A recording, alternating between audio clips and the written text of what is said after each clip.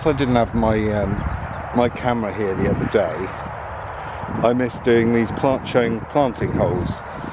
Here's a small leaf lime. Lovely. Look at those buds. Look at them. Oh, you can't see that. There, look at that. Beautiful. Yeah, well, here's the hole basically. That size, I mean, if you need a guide, there's my hand. It's probably about 3 foot across. And then dug 18 inches down. Some manure in the bottom. Then we've put in a mix of compost, tree and shrub compost, bone meal, and the mycorrhizal root stuff, plus, and I think there's some we've dropped here. No, it's not. Plus some stuff that I don't know what it is, but it helps root development. I can't remember the name of it, and it's not on the bag anymore. But yeah, and then put the plant in, level, fill. This one, that one over there, we put a stake into it. So there's that one done with a stake, and there's a few more.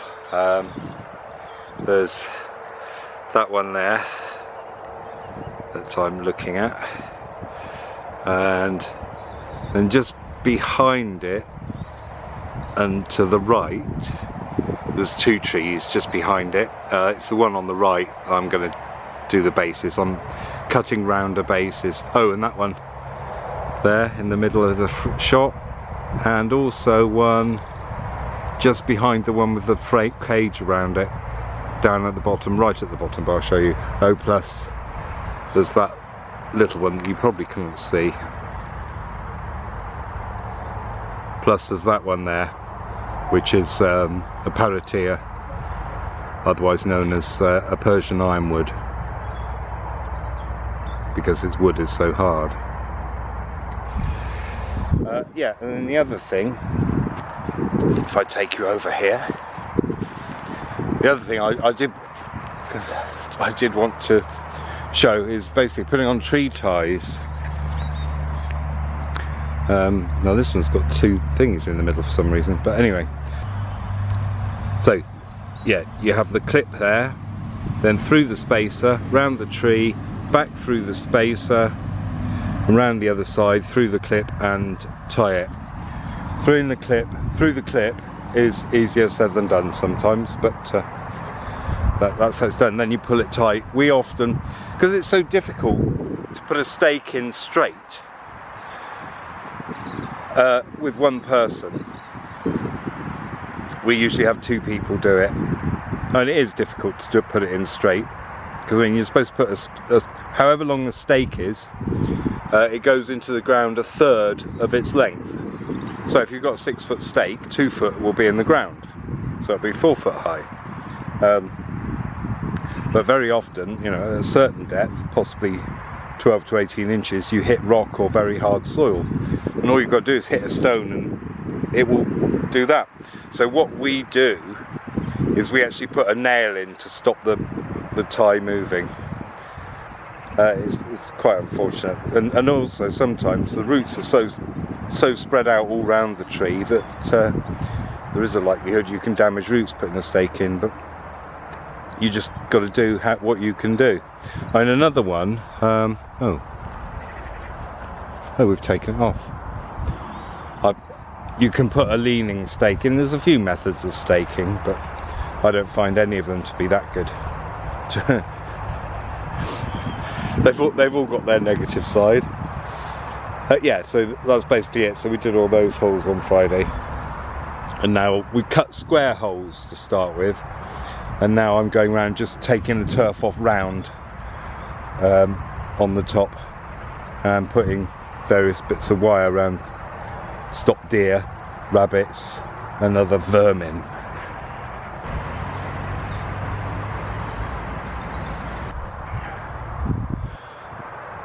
we were over there, but now we're here. I think this one, looking at it, yeah. It's not very good light for. There we go. If you look at that stem and the bark, that's quite obviously a prunus. And what makes it even more obvious are the way the buds are, some clustered together. It's alternate. If you look up here, you can see one bud on that side and then another one on that side, and then left. Oh, that one's below, but that's how you tell. Now, if you look up into the tree, you can see all the way the little round buds at the end of the twigs. You can see how they are, and that makes it quite obviously a prunus. The reason this has been planted is because it's going to give some autumn colour, autumn to winter. That was, yeah, a small leaf lime. Can't remember what that was. And there's this one, which this looks like a very ash-like, but it's not. It's also very chestnut-like. If you look at the big bud there, on the end, on the tip, it's quite chestnutty, but it's not. So yeah, I'll have to admit to not knowing what this is. So I'm going to go and get a rake, and then I can rake some soil back in, and then I'm going to cut a circle around here, so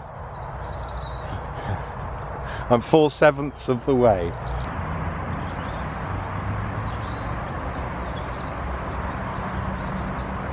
If you look at that circle there, done round the base, well, I didn't measure that. I've just done it by eye and cut with a spade, the same as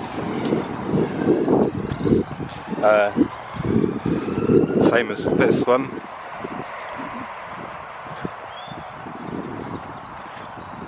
And obviously that goes a bit into there, so it's not a complete circle.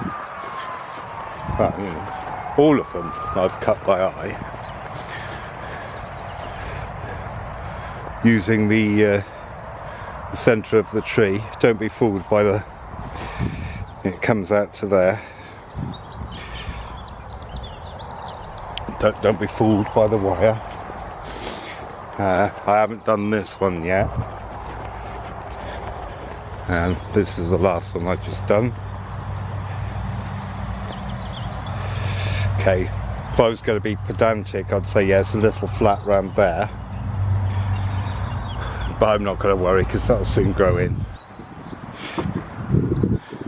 Right, I'm going to rake up that.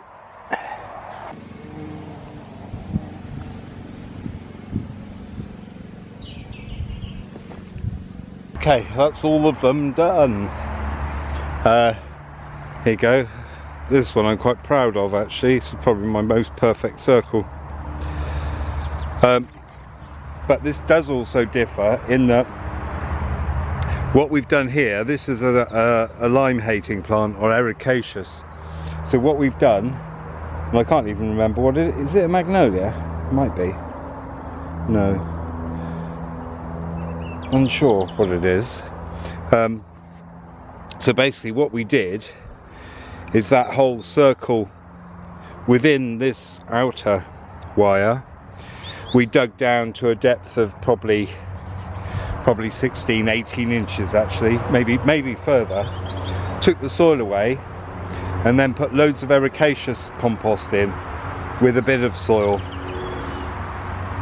Because basically if you've got plants that like a certain condition, if you create the area around them to be that condition, then they've got a high chance of survival.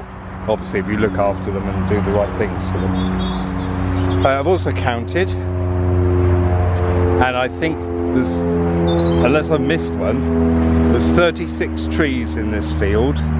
from there up to there, behind the barrow, right up, round the trampoline, Crimson Kings, tulip tree, all kinds.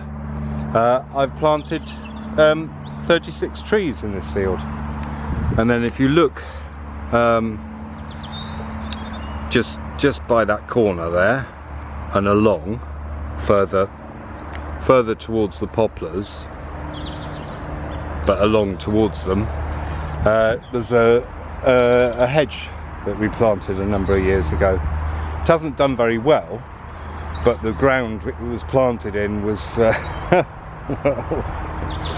it took a long time to get those planted, let's put it that way. There was so much rock and rubble under there and roots and stuff that I'm surprised any have survived, but they have. Right, so now what I'm going to do, I'm going to put the turf in a holding pile at the top. Then I'm going to collect up all the soil that's loose in the barrow and bring that down here where the barrow is there, and put it behind there so we can use it for other things. Yeah, so that's my next plan. So that's going to be mucky.